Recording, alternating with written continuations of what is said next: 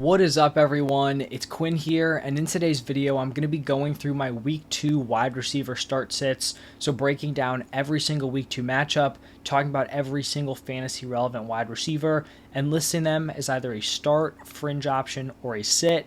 Starts are players that you feel very confident in throwing into your lineup, specifically like into your wide receiver 1 or wide receiver 2 spots. Don't necessarily cap it to a certain number of players, but these are just players you'd feel comfortable, locking into one of those starting positions. Fringe options are going to be players that, maybe you squeak into those starting spots if you're kind of weak at the position or dealing with injuries, but ideally these would be players you're kind of throwing into your flex spots. If you guys enjoyed the video, hit that like button, subscribe to the channel. If you have any fantasy questions, you can drop them down below. I will do my best to get back to everyone. Just if you do have like a start sit question, trade advice, whatever it is, just give me the scoring format. Helps me give you guys the best answer. But let's jump into the first matchup of week 2. We have the Vikings taking on the Eagles for Thursday Night Football. Starting off with the Vikings here. Justin Jefferson, number 1 fantasy wide receiver. Maybe some people would make that case for Tyreek Hill after his week 1, but I'd still ride with Justin Jefferson here. Obviously, he's a locked-in start for you. And then I have Jordan Addison listed as a fringe option. I was very high on Jordan Addison heading into the season. I did list him as a sit last week. I wanted to kind of see what the usage would look like.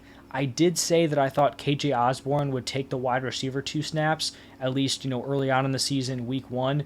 That is what we saw, but we also just saw Jordan Addison have a very strong rookie debut. 6 targets, 4 receptions, 61 yards, and a touchdown, but he did operate as the wide receiver 3.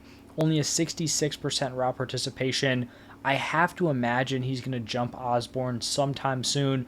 Hopefully it happens as early as week 2. I have him listed as a fringe option. I think he is flex worthy. He's obviously talented, and I do think he has a decent shot of kind of, cutting into Osborne's work very, very soon. On the other side with the Eagles, obviously you're firing up these 2 stud wide receivers as starts, A.J. Brown and Devonta Smith.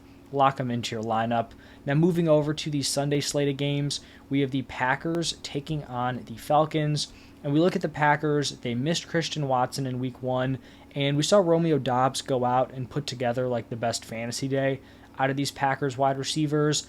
But the surprising thing was that none of these wide receivers had above a 67% route participation. They really didn't make a stand and say this is our number 1, this is our number 2, obviously behind Christian Watson. They kind of got a lot of guys opportunities, and that's just not really going to cut it for fantasy, especially in a wide receiver room that's kind of all over the place. So I have Christian Watson listed as a start. Hopefully he's able to get healthy for week 2. If he is healthy and playing, I'm starting him in my fantasy lineups. If he is not playing, I would just be sitting the rest of these wide receivers.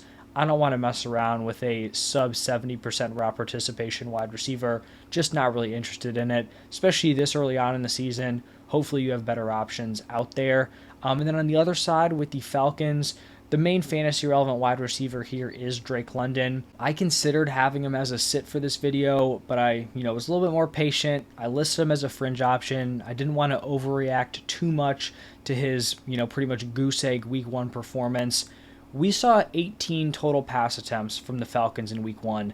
Even in an Arthur Smith offense who loves to run the ball, does not want to throw a ton, that is still a very, very low number of pass attempts. I'm going to wait at least one more week before I full-blown panic on Drake London. I had him as a top 24 wide receiver heading into the season, so hopefully we see some improved passing volume. I always mention this, but it's not going to be a talent concern for Drake London. He's plenty talented. It's just going to be the quarterback play and the overall passing volume. If this is another just, run the ball a million times, no passing volume, then Drake London's probably going to have to move to a sit. But we'll see, give them another chance here in week 2. I have him as a fringe option. I'm not saying you can't bench him if you have better options. I'm totally willing to put him on my bench, but I do still think he's kind of flex worthy here in week 2. In the next matchup, we have the Raiders taking on the Bills. 2 teams with just stud wide receiver 1s. Obviously, you're starting Devontae Adams, and obviously you're starting Stephon Diggs. For the Raiders, we have Jacoby Myers coming off of a massive week 1 performance. I believe he's currently in concussion protocol. It seemed like he pretty much got knocked out cold towards the end of that week 1 game. So I'd be surprised if he played. If he does end up playing, I think he's a nice fringe option coming off of that huge week 1 performance. On the other side with the Bills, I have Gabe Davis as a sit. I've been someone over the last 2 years who's just been very low on Gabe Davis. I honestly just don't think he's like wide receiver 2 quality in the NFL, so not super high on him. He will be a sit for me. Then we're going to have the Ravens taking on the Bengals. And I remember talking about the Ravens last week. I'm pretty sure I had all their wide receivers listed as sits. I just kind of wanted to wait and see what this offense would look like. I wanted to wait and see what the route participations would look like for these wide receivers. Would all three be super involved? Would there be, a clear top two? Who would those two potentially be? And the big takeaway from the Ravens week 1 is that Zay Flowers is legit.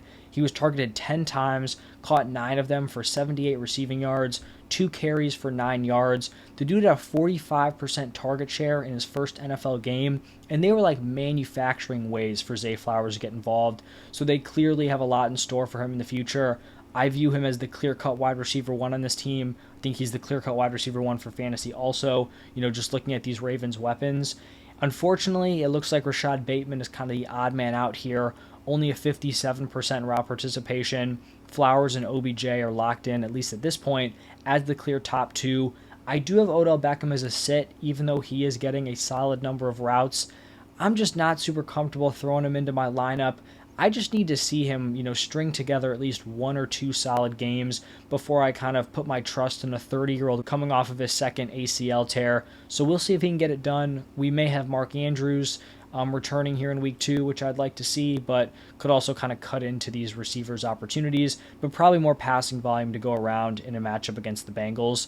On the other side with the Bengals, coming off of just a miserable overall offensive performance, not panicking, going back to the well on both Jamar Chase and T. Higgins. I know Higgins just had the goose egg, but I'm buying back in. You drafted him as a fringe wide receiver 1. One bad game shouldn't completely, turn you off of him moving forward. And then sitting Tyler Boyd, just not someone I'm, super interested in playing while he's operating as their wide receiver 3. In the next matchup, we have the Seahawks taking on the Lions. And looking at the Seahawks here, there's been a lot of talk throughout the offseason about, what the wide receiver splits would look like. What's JSN's role? Is he going to take away from Metcalf? Is he going to take away from Lockett? From what we saw in week 1, even though it was a rough overall performance, Metcalf and Lockett were locked in as the top 2 wide receivers. Both ran the same number of routes. Both had a 93% route participation. JSN was down at 66%, so he was actually right at the same percentage for route participation as Jordan Addison. Both of them were operating as their team's wide receiver 3s, but even though his route participation was down compared to Metcalf and Lockett, he was tied for the most targets on the Seahawks and at a 26% target rate, which was pretty solid. I think he's someone who's going to continue to see his routes improve throughout the season, and not even saying he's going to cut into Lockett or Metcalf's work.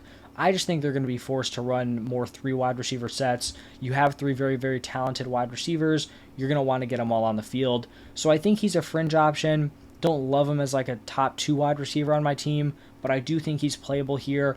It does seem like the Lions secondary is much improved from last year. They pretty much completely revamped that unit, but we'll see, week 1 against the Chiefs, Travis Kelce out, the wide receiver position was poor. We'll see how that Lions secondary looks against, a group of really strong weapons. And then on the other side for the Lions, obviously Amon-Ra locked in as a start. I don't really trust any of these other Lions wide receivers, so the rest of them are definitely going to be sits. Moving over to the Colts Texans matchup, I have 1 start in this game, and that's going to be Michael Pittman. I know a lot of people were pretty low on Michael Pittman heading into this season. I think I was higher on him than consensus, so I wasn't shocked when he had a big week 1. I just felt like he was being drafted as if it was like a certainty that Anthony Richardson was not going to play well. I think Richardson looked very solid for his first NFL game, especially considering that he was kind of viewed more as like a project quarterback. So I think Pittman will be a solid option moving forward.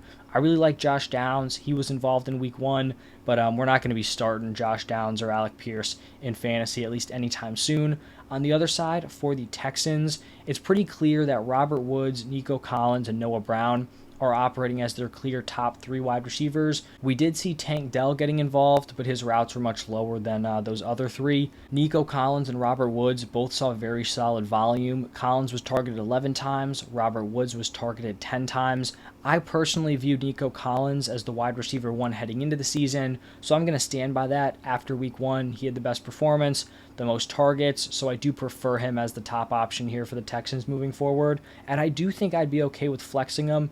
You may not love it, but if he's your wide receiver 3, wide receiver 4 flex option, I think you're in a decent spot. Next game, we have the Chiefs taking on the Jaguars, and this is a Chiefs wide receiver room I want to be fading. None of these guys had a crazy high route participation. Sky Moore completely flopped. Kadarius Toney with one of the worst games I've ever seen out of a position player. Rashee Rice is interesting long term, but just didn't get the route participation in week 1 to be interested in playing him. MVS, he's going to be in pretty consistently for them, but not someone you're ever going to trust for fantasy. And then Justin Watson, similar thing, just no interest. Looking at the Jaguars here, very interesting from week 1. I was very high on Calvin Ridley heading into this season, feeling very good about that take after his week 1 performance. The dude's a monster, 11 targets, 8 receptions, 101 receiving yards, and a touchdown. I think another kind of surprising part may have snuck up on some people. Zay Jones is the wide receiver 2 here for the Jaguars. It is not Christian Kirk. Zay Jones had a 91% route participation, targeted 7 times, caught 5 of them for 55 yards and a touchdown. Christian Kirk, unfortunately, is their wide receiver 3, only a 69% route participation, so I don't think Christian Kirk is startable with that type of usage. If Zay Jones is playing 90+% of the snaps, is the number 2 on this offense, I do feel confident in him as like a flex play, so I do have him listed as a fringe option. Next game is going to be between the Bears and the Buccaneers. DJ Moore, not a good debut with the Bears. It was a pretty rough overall performance from that Bears offense. Not totally panicking on DJ Moore. It could have been one down game. Obviously, you would have liked to see, this great connection from week 1. Didn't happen. Can't totally panic. I have him as a fringe option. Decent flex play. We'll see if him and Fields bounce back in week 2. Sitting Darnell Mooney, even though he did have a pretty solid week 1 game. DJ Moore should be the wide receiver 1 here. And then for the Buccaneers, this is another pretty solid matchup against the Bears. As a Bears fan, they do not have a super strong defense. We saw Jordan Love kind of go to work even without Christian Watson. So for the Bucs, I have both Chris Godwin and Mike Evans listed as starts. They kind of struggled in a plus matchup last week, just in terms of their overall passing volume. But, I think these are 2 very talented wide receivers, and I'd be fine starting them in my starting lineups. Then moving over to the Chargers, taking on the Titans. Keenan Allen, locked in start. Same thing with Mike Williams. Mike Williams kind of had an underwhelming day, but he left in the middle of the game with injury, came back, so we didn't log a full set of snaps. I'm going to be sitting Joshua Palmer and Quentin Johnston. Johnston did get some work with Mike Williams missing some time, but he's a guy who's going to be probably breaking out later on in the season if he does, find a role here in year 1. And then for the Titans, DeAndre Hopkins making his debut. Not a huge fantasy day, but he was targeted 13 times, which is a pretty solid sign. 38% target share. The Titans' passing attack definitely didn't look great, but if they continue to force feed D-Hop, he'll be in a good spot moving forward. The next game is going to be between the Giants and the Cardinals, 2 teams coming off of rough week 1 performances. Looking at this Giants wide receiver room, the only pass catcher I'm interested in starting would be Darren Waller, so definitely sitting all these guys. We didn't really get any clear answers after that week 1 game. Like, some of these guys could eventually become interesting, but definitely not here in week 2. And then for the Cardinals, I have Marquise Brown listed as a fringe option. I would understand the argument for him as a sit. I was higher on him than consensus heading into the season, so I'm just going to wait one more week before I, kind of totally fade on him in terms of being in a starting lineup. Obviously, the hope for Marquise Brown was that he would see solid volume, operating as their clear-cut wide receiver 1, even if the touchdown upside wasn't there, but it's just going to be tough when your QB only throws for 132 yards. So if this offense just completely falls on its face again, they don't even need to be an average offense. They could be bad, but you just got to give them like 200 passing yards and then see what Marquise Brown can do. So hopefully they look better in week 2, but not overly optimistic, I guess I'll say. Then we have the 49ers taking on the Rams. For the 49ers, Brandon Ayuk coming off of a monster performance. I think Deebo Samuel is still a very strong start. Each of these top tier weapons for the 49ers are going to have their big games. Kittle's going to have a few of those like 100 plus receiving yards, touchdown performances. Deebo's going to have some big games. So I don't think this is a spot where it's like Brandon Ayuk is the clear cut top weapon on this team. Deebo's now the wide receiver too. I think these guys will all get theirs throughout the season, and I think you can trust both of these guys in your starting lineup. And then for the Rams, very interesting overall game here from the Rams. I was not expecting this offense to look good. No Cooper Kupp. Matthew Stafford had some question marks. They went out there and just put it on the Seahawks. We saw Puka Nacua with a massive breakout here in his rookie debut. 90% route participation, tied for the most routes run on this team. 15 targets, 10 receptions, 119 receiving yards, and a 39% target share. This is going to be a tough matchup going up against the 49ers, but I do think if you were going to play one of these wide receivers, I would go with Puka. We did see Tutu have a pretty solid day also. I'm just not as confident as him moving forward. I like the fact that we saw a huge breakout in his first NFL game. Would just rather bet on like the younger option who could have, just ended up being a huge sleeper as a prospect here in 2023. Moving over to the Jets taking on the Cowboys. Definitely some pretty terrible news for the Jets here with Aaron Rodgers likely out for the season. I think Garrett Wilson would be like a really strong buy low option if he didn't have like that crazy touchdown catch. I feel like if he didn't have that touchdown, everyone would be like full-blown panicking on him like they were with CeeDee Lamb, who's also in this matchup. When Dak went down last year, everyone was selling way low on CeeDee Lamb. So Garrett Wilson, I still have him as a start.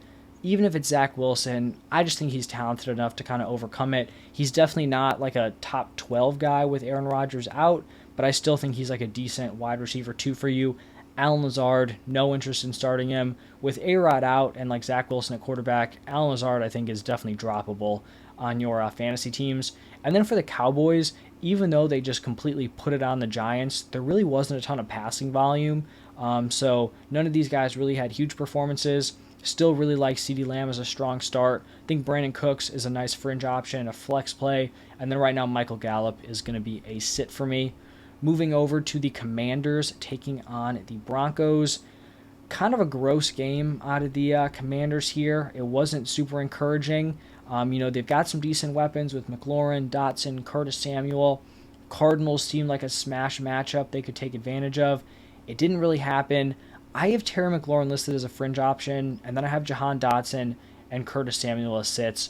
Just when I'm looking at this wide receiver room, I still think Terry McLaurin is the wide receiver 1, even though he was outproduced by both Jahan Dotson and Curtis Samuel in week 1. And if I just can't trust this offense as a whole, I just don't think I can be listing both like Dotson and Samuel also as fringe plays. So it's just going to be Terry McLaurin as someone who I think is somewhat playable.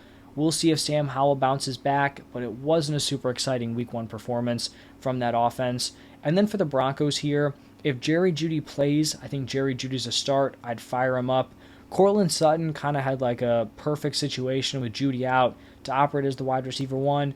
He didn't totally flop, but didn't put anything crazy together. He did get into the end zone, which was nice for fantasy. But if Judy's back, I would have Sutton as a sit. If Jeudy does end up missing this game, then I would bump up Cortland Sutton to a fringe option, which is, I believe, where I had him prior to week 1. Moving over to a divisional matchup between the Dolphins and the Patriots. Coming off of the Dolphins' just crazy air raid against the Chargers. Saw Tyreek Hill just put up an insane performance.